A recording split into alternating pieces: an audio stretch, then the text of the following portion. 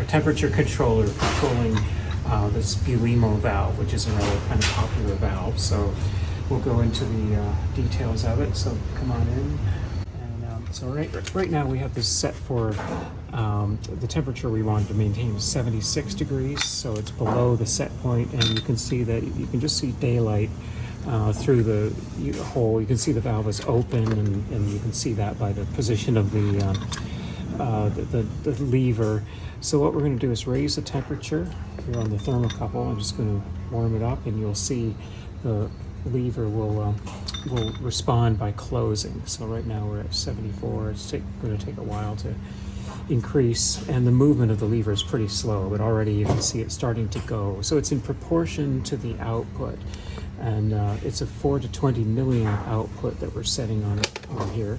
So when we get close to the set point, it's obviously going to close. So, and when it gets over 80, I have a hard time getting over 80, then it'll go into alarm. That's a separate alarm point. So that works independently of the cooling. So there's the alarm. We can silence it, but the cooling is working on its own schedule, and I'll show you in a minute how the cooling and heating is working. This is also connected to a float switch, which is in this case it's a low level only float switch, and so this mounts in the tank, and if the level ever gets low, then you also get an alarm.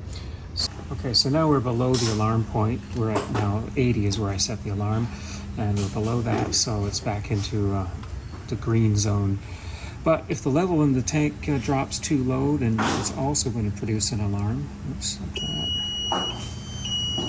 But in this case, there's no indication on the panel that the temperature's out of range, so you know by the absence of the alarm symbol here that it's got to be a level alarm. So now the level is satisfied, everything is good. And in addition, there's also a disconnection alarm. If this cable going to the level probe ever gets broken or disconnected, it will also go into alarm. So we'll demonstrate that.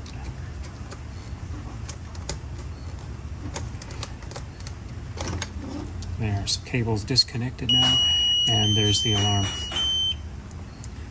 So set that back up.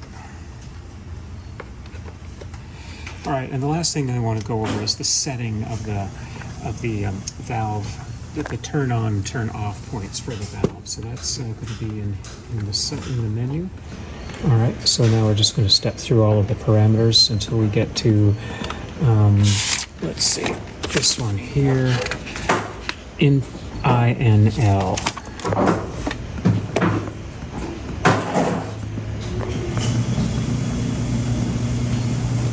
So there's 70, so we can get a tighter range if we set it for, let's say 70, let's see if we want 75, 74, we'll set that for the low, open the valve to heat, and the high will shut the valve off at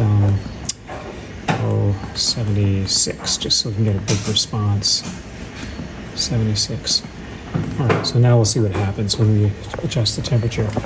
So now we're fully open on the valve. So there. Now I'm going to heat it up to, so it was 74 to 76. That's our, so there we're at 70. So now it's closing. It's at 76 now, and it should be swing fully closed at 76. It does take a while, but eventually it'll get there.